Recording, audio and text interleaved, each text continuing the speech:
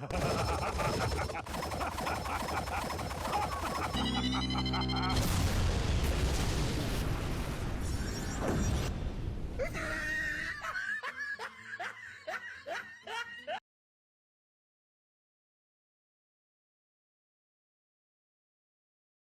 everyone, I'm Geek Freak and welcome to the video. Let's talk about E-Man and the Masters of the Universe. Now recently, there has been an E-Man 2021 series made by Kevin Smith and it premiered on Netflix. I mean seriously, why? Why Netflix? Netflix is absolute trash. Anyways, I just want to let you guys know I haven't seen this reboot or this version of E-Man and the Masters of the Universe. And I don't plan to, considering of a lot of factors.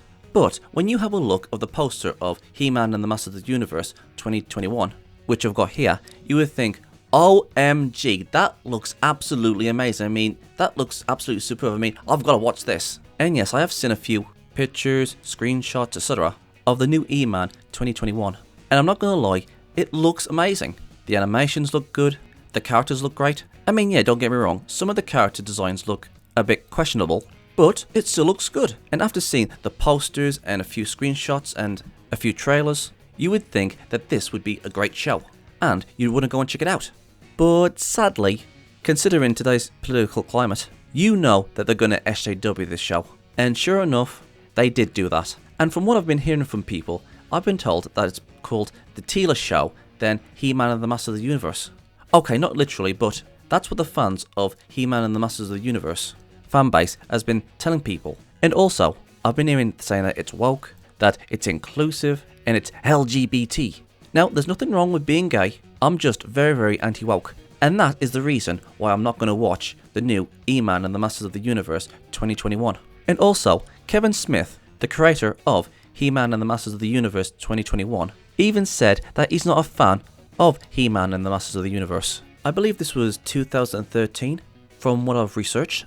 And then later on he says, oh yes, I'm a big fan of E-Man and the Masters of the Universe. But he was caught out on this. I mean, isn't that like somebody hating Bleach or Naruto or Dragon Ball Z or whatever series you're into? Somebody says, I hate these series, but they make a live action movie about it anyways? Or an anime series, or you guys know what I'm trying to say. And obviously, this guy just wanted to get promoted or get work. And the side of stuff that this guy said about E-Man and the Masters of the Universe pissed off a lot of people. So if you guys want to go and check that out, please do. Because I'm not here today to talk about the bad stuff that's in the 2021 series. But instead, I'm going to be talking about the good things that was in He-Man and the Masters of the Universe 2002.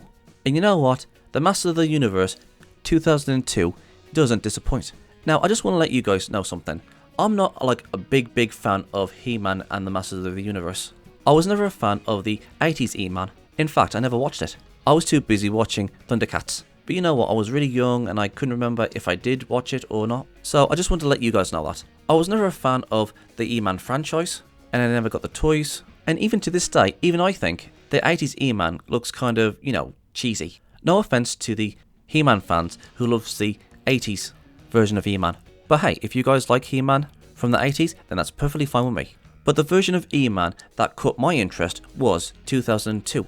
And I'm not gonna lie, 2002 was freaking great. And I highly recommend that you guys go and check out the episodes of 2002's He-Man and the Masters of the Universe.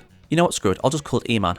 Instead of calling it He-Man and the Masters of the Universe. I'll just say He-Man 2021 and He-Man 2002. Anyways, He-Man 2002 was a fantastic show. The first season, which had like about 26 episodes, was pretty damn interesting. Now listen, I'm going to be going off of memory here. So I'm going to be telling you guys as to what I can remember from the show. So yeah, let's continue. Now, sometimes in the show, they would have these stories where the episode tries to give you like a moral lesson. Like for example, don't jump to conclusions till you've got all the facts. Or is another one, the importance of being a team player. Or is another one, everybody can make mistakes, but a true friend appreciates you for who you are. I mean, these sort of lessons are attached to the actual episode itself, and all sorts of lessons like that. And judging from what you guys are probably hearing, you're probably thinking that's going to be like the monster of the week sort of thing, and everything just goes back to normal, like nothing happened, just like in The Simpsons. But that couldn't be further from the truth, because even though E-Man 2002 does have a baddie of the week sort of going on, and it has all these moral lessons at the end that is attached to the episode, He-Man 2002 has a lot more things going for it. The series has build-up. It has origin stories for all these characters, and surprises that'll leave you speechless, and backstabbings and betrayals. And there are episodes that was from Season 1 that leads into Season 2. Like in Season 1, we come to know the Snake Men, and that goes somewhere in Season 2. And there's also Teela's backstory and where she came from. And there was a mention of Orko's homeland. I think E-Man in the 80s cartoon went there once. And there's Zodak with his backstory and his connection with Castle Grayskull. The first season and second season of He-Man and the Masters of the Universe 2002 was absolutely phenomenal. The Snake Men in Season 2 was fantastic. King Hiss was scary. And even though they only had 13 episodes in Season 2, I would have loved to have seen more. Like, they gave it 26 episodes instead of 13. And fleshed a few more characters out. Or bring in new characters to join either the good guys or the bad guys. And I know for a fact that there are loads of bad guys that was on Skeletor's side that we never got to see in the show. Maybe they could have been introduced. And even though Season 1 got the ball rolling, Season 2 accelerated the series. There was loads of revelations and backstabbings and characters who were related to other characters. And again, sadly, Season 2 only had 13 episodes. Now, I'm going to go into spoilers here. Only a few. So if you guys haven't seen E-Man and the Masters of the Universe 2002, go and watch the series now. Because again, I'm going to go into spoilers. 3, 2, 1, and go. In the second season of He-Man and the Masters of the Universe 2002, we were shown in a vision by Zodak that Castle Grayskull will fall, and it is hinted that Hordak would return in Season 3, and apparently Skeletor is actually related to He-Man in some way. And there was so many other things like that within Season 1 and Season 2. Again, it would have been nice if they would fleshed out Season 2 and gave it 26 episodes, just like in Season 1. And you know what? After what Season 2 gave us, with the fall of Castle Grayskull, Teela's backstory, Skeletor's backstory, and the hint that Hordak might actually be coming back to life. In fact, I'm pretty sure that Hordak was going to be the third villain in Season 3. And you know what? I really hoped that there was going to be a Season 3. Cartoon Network gave us one of the best shows that had so much drama and so much stuff that was going on that I was actually looking forward to seeing Season 3. And listen, even though I'm not a fan of the 80s E-Man, I knew that Adam, Prince of Eternia, had a sister. And I'm pretty damn sure that she was going to be coming in Season 3.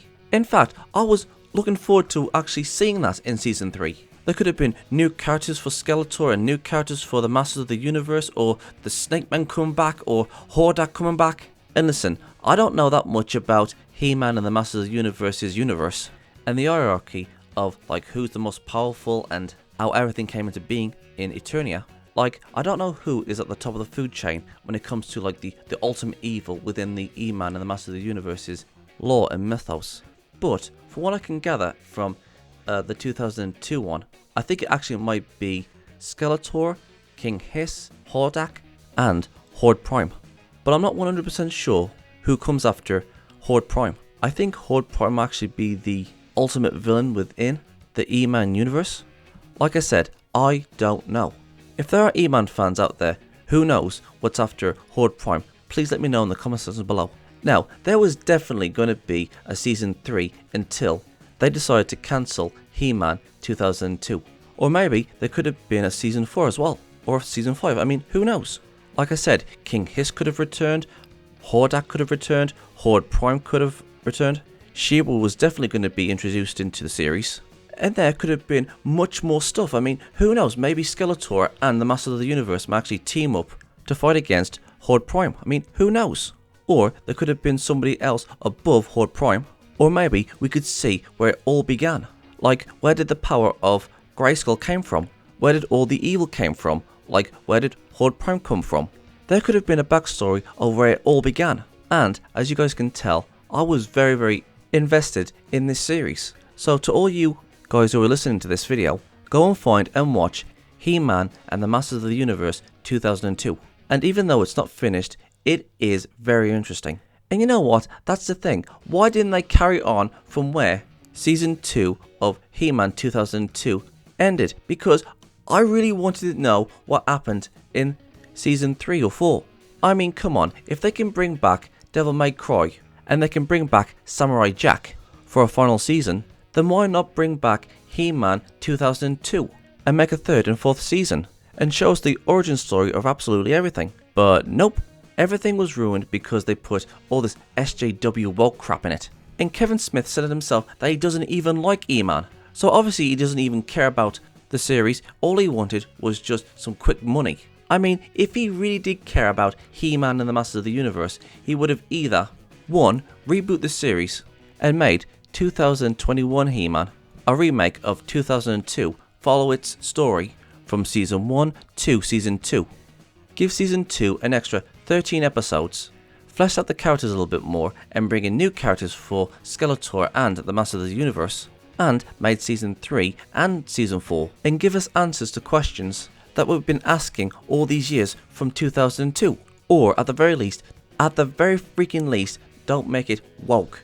But nope, they made it woke anyways. And this is the reason why I am never going to be watching Netflix ever again. I mean, He-Man Revelations, the animation looks absolutely stunning. But if it's got all this left-wing woke bullcrap in it, then I'm out of there.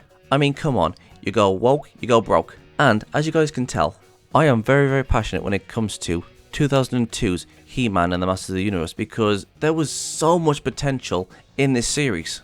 But instead of going back to 2002, they remake it and they go woke and they went broke. And you know what? I would rather watch 1980s He-Man than ever watch He-Man and the Masters of the Universe Revelations. I mean, yeah, the animation looks dated, but at the very least, it isn't woke. So, what do you guys think? Am I right? Am I wrong? Which version of He-Man and the Masters of the Universe do you like? Do you wish there was a Season 3 and Season 4 of 2002's He-Man and the Masters of the Universe? Please let me know in the comment section below and let's get a discussion going. I'm Geek Freak. Peace out. Thank you guys for watching. And if there's a series you want me to check out and review and give my thoughts on it, or if there's a top 10 list you want me to do, or any reactions, or responses, or rants on anything geeky, just leave links and comments in the comment sections below, and I'll get to them as soon as I can. Don't forget to like, subscribe, put the bell on, share this video, and leave a comment in the comment sections below. And as for my social medias, I'm literally freaking everywhere! I'm on most video platforms, social medias, forums, and support sites. It's best to pause the video and see where I am. Literally all of this is down in the description box below. So if you want to go and check those out, please do. I'm Geek Freak. Peace out.